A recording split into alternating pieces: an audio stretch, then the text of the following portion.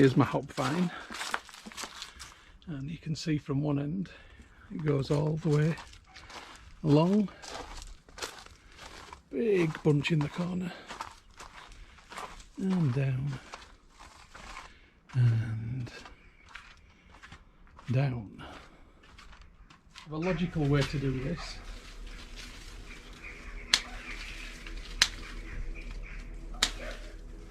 is to snip off some vine, and there's lots of it. So that's my first bunch on the table. The hops are going in the pan, the waste is going in the box. So I've got my pan by my side, and it's as simple as this. So hop flowers, pan,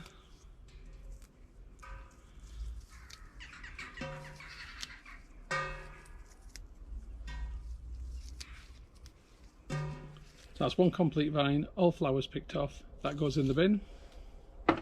So flowers in the pan, vine and leaves in the box. I've got tons of this to do. Let's watch it in time lapse, it'll be a lot more interesting.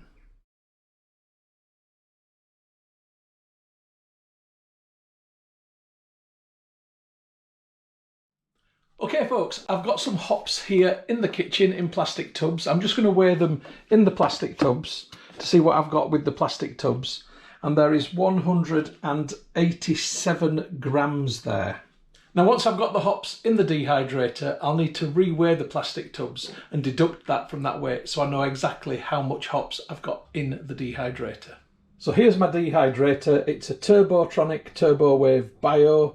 It doesn't have a hops setting per se, but I know to do it somewhere in between 45 and 60. I normally have it sort of at that temperature just there. So imagine that that's about 52 or thereabouts. And that's Celsius.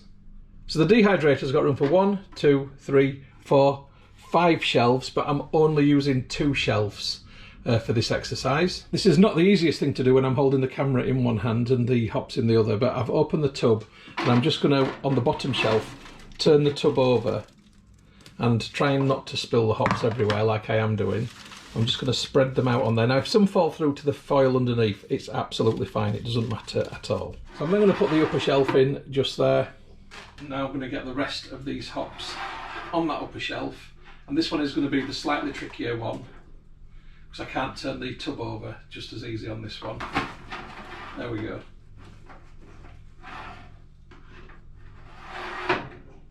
It worked. It was a bit tricky, but it's worked. I haven't stuffed this with hops. Normally when I do it I have it completely full, but I'm not going to do for the purposes of this film, just to demonstrate to you. So what I'm going to do now is close the dehydrator. I'm going to keep it on that temperature, around about 52 degrees Celsius, and I'm going to put this on for 8 hours. And then in 8 hours time I'll come back to it and have a look and see what they're like. So I'm just going to weigh the plastic tubs now. Now I've got the hops in the dehydrator. And they weigh 79 grams, and there was 187. So 187 minus 79. So that means I've got 108 grams of hops in the dehydrator. So it'll be interesting to see what they weigh after dehydration. I'll catch up with you in 8 hours time. Okay, the hops are dried out. Here they are, it's the next day incidentally. You can hear just how crispy they are. So 108 grams went in. Let's see how many's here.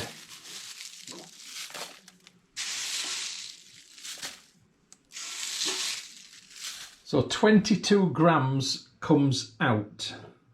So in terms of working out the proportions, if this was 100 grams of fresh hops that had gone into the dehydrator and not 108, it would make 20.37, according to the maths I've done, grams of dehydrated hops. So let's just say that it's reducing it 5 times, basically. 5 times the weight of the hops is gone in terms of the water that is dehydrated from it. So I know going forward now that when I weigh my dehydrated hops, I can visualize, if I multiply it by 5, what that would be in terms of fresh hops.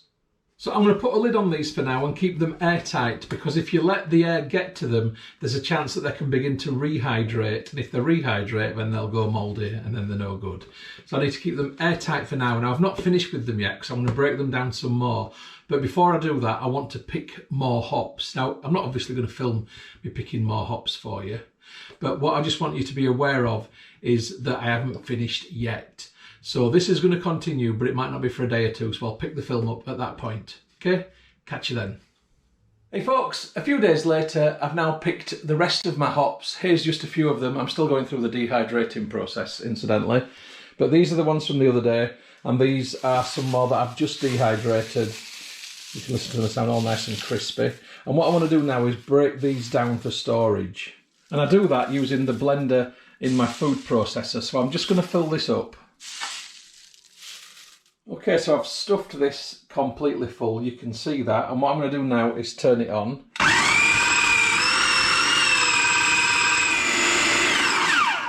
So to show you now, by blending them, look at the difference in the physical volume. So I've broken down the cone structures. So look, I mean, these have got basically a lot of air in them because of the structure of the cone. By smashing the cones apart, you're actually making it, there's less air gaps in between it, and it means that you've got more efficiency in terms of storage. And actually you don't want a lot of air around these either, because that's what's going to rehydrate them. And this is how I store them. I use airtight containers like this, and I pack them in and I pack them in. Now this looks like it's chock-a-block full, but actually it's not. I'll show you. And I've got a specialist tool for the job, which is a tin of potatoes. Now these tins are slightly wider than your standard tin like baked beans and so forth. And that means I've got more efficiency in pushing these down inside there. So I'll take the lid off and immediately a few will drop out. That always happens. And what I'm going to do is get my tin of potatoes and push downwards, and all I'm doing is pushing the air out from between the hops. But I've made extra space now, and I can now fit extra hops in. So I've just got to hold it for a few seconds. It will spring back, but I'll be able to get some more in and keep pushing it down and get some more in and keep pushing it down until I can't do it anymore. So I take my hops from the blender and I put them into this jug first of all. It just makes them easier to pour into the tube.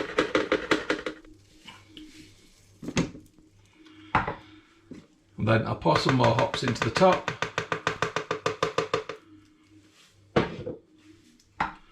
Push them down. And basically repeat, repeat, repeat.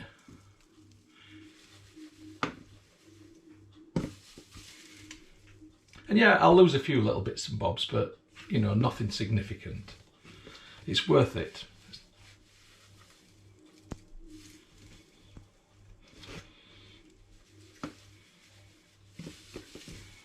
So as I'm pouring, I am dropping a few hops. So now I'm going to use this, which is a jam funnel, and that will basically mean I'll drop less hops. So I just put that over the top of this, and that means I've got a wider area now to pour into. Now you might think, well, how am I going to get those in? Well, there's another implement, the good old rolling pin, and that fits in the hole, and I'll just push these down and into there.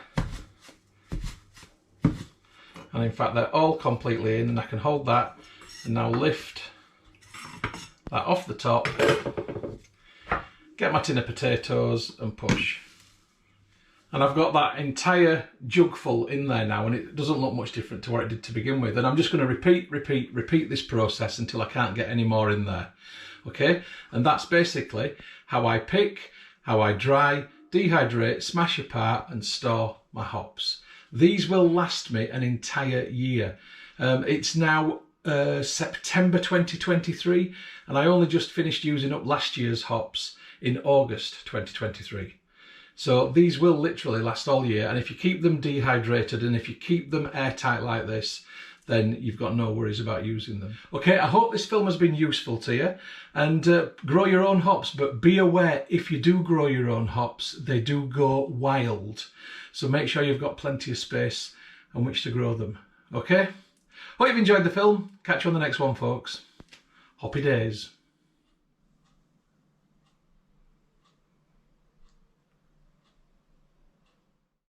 The film that you've just watched is a Moss Home and Garden production. You can find more by going to www.mosshomeandgarden.co.uk. I'd just like to say thank you very much for supporting my YouTube channel and for watching my films. It really is very much appreciated. If you haven't already done so, please subscribe to my YouTube channel in order to receive future updates about the home and garden films which I upload. You can find my YouTube channel by going to www.mosshomeandgarden.co.uk. please click on the red subscribe button. When you've done that, a little bell will appear. If you press that also, then you'll get future updates about the films which I upload. If you like my films, if you like my style of filming, then you might also like my travel channel, which you will find by going to youtube.com/Stuart Moss or type in www.mosstravel.tv. Again, if you could subscribe to that channel, it would be hugely appreciated. If you'd like to get Moss Home and Garden updates on Facebook, then please open Facebook and do a search for Moss Home and Garden, and you will find the page. If you like the page, then you will get future updates on there. And if you'd like to connect on Instagram for home, garden and travel photography, as well as some stories, then my username is StuMoss, STUMOSS. If you'd like to connect on Twitter, then my username is @StuartMoss. And if you'd like to contact me about film usage or any other issue, please just email me on stewmosshomegarden@gmail.com. Once again, thank you very much for supporting my channel, for watching my films. I do appreciate it. I'd just like you all to have a great day.